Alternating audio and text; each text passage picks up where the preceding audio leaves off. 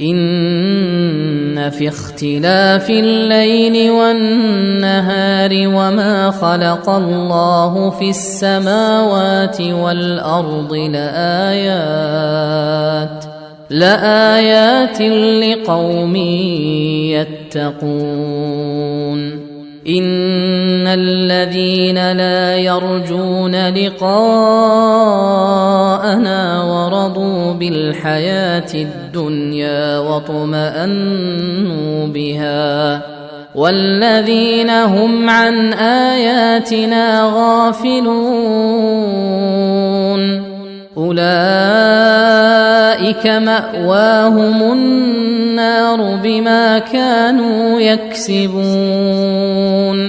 إن الذين آمنوا وعملوا الصالحات يهديهم ربهم